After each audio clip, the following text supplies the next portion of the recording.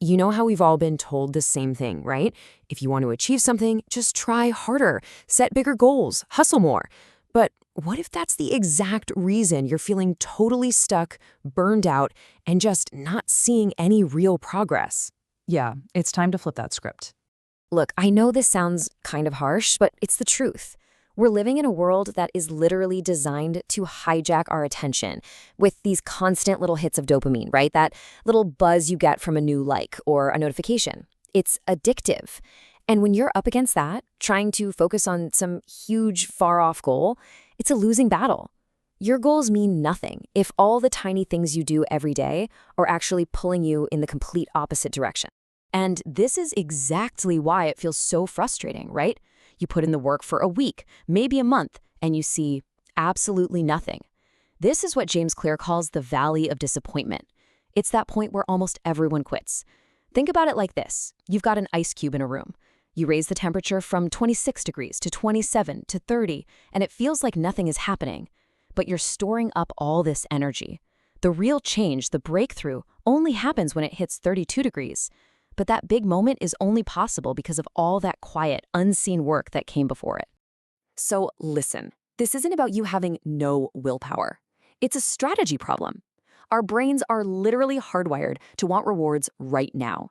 But the big stuff, building a side hustle, learning to code, getting fit, all of that has delayed returns. Your phone gives you an instant reward, a little dopamine hit, while your real goals are asking you to wait. It's a totally unfair fight. Unless, of course, you change the rules of the game. So how do we do that? How do we actually fight back against our own brains? Well, we do it by making a core shift in our thinking. We're going to move away from just wishful thinking and get into some intelligent design.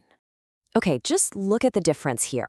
A goal, that's the result you want. Like, I want to get 1 million subs. Cool. But that's almost completely out of your control, right? A system, though, that's the process you follow. I will script for 2 hours every morning. Now that is 100% in your control. See the difference? You know, winners and losers, they often have the exact same goals. Seriously, the difference isn't the dream, it's the daily process. This quote from James Clear says it all.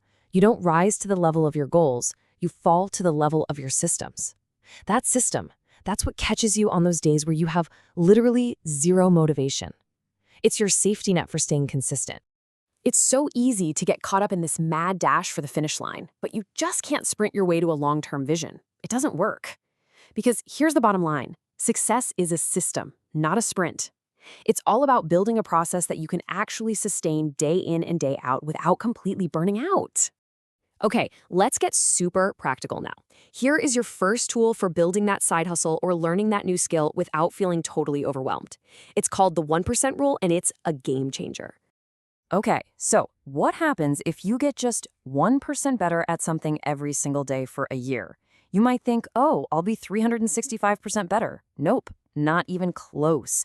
Thanks to the magic of compounding, you end up being, wait for it, 37 times better. That is the insane math behind how slow, almost invisible progress can lead to absolutely jaw-dropping results. So how do you actually do that? How do you get 1% better every day? You start with something called the 2-minute rule. This is your ultimate hack to break out of that procrastination doom loop we all get stuck in. So you want to go to the gym. Your goal isn't the workout. Nope. Your goal is just to put on your running shoes. That's it.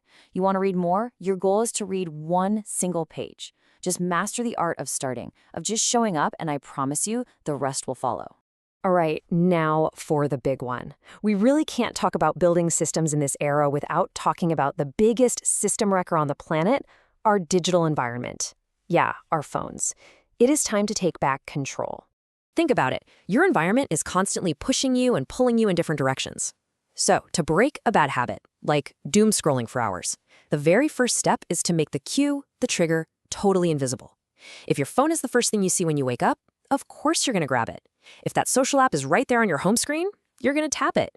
Your one job is to get it out of sight. Okay, next up, make the distraction unattractive. It's really simple.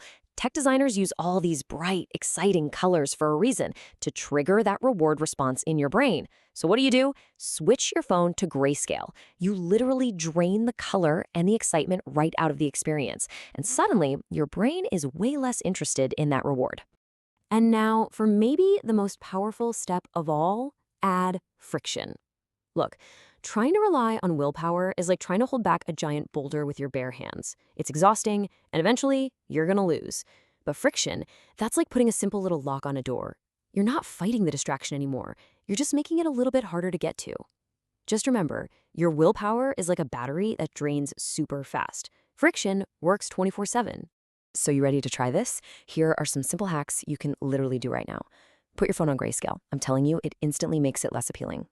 Delete those social media apps from your home screen. Make yourself consciously search for them. And log out after every single session. That adds a perfect layer of friction. These tiny little design choices can give you so much of your focus back. Now, all of these small tactical changes, they start to add up to something much, much bigger. Because this isn't just about what you do, it's about who you become.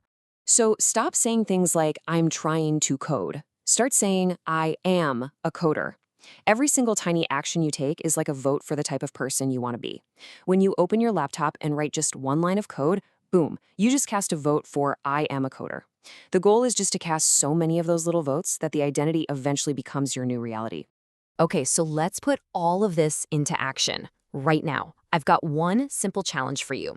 This is how you can build your very first microsystem, like today, with basically zero friction. We're going to use a super powerful technique called habit stacking. The logic is so simple. You just anchor a new habit you want to build onto a solid existing habit that you already do without even thinking. The formula is just this. After my current habit, I will do my new habit. For example, it could be, after I pour my morning coffee, I will write one sentence in my journal. Or, after I take off my work shoes, I will do 10 push-ups. Simple, right? So here is the challenge for you. What's your stack? What's the one tiny 2-minute habit you're going to stack onto something you already do every single day? Let us know down in the comments below. And just remember, consistency. That is the only cheat code that actually works. So help your friends build better systems so we can all win together. And hey, if this helped you out, make sure you subscribe so you don't miss the next one.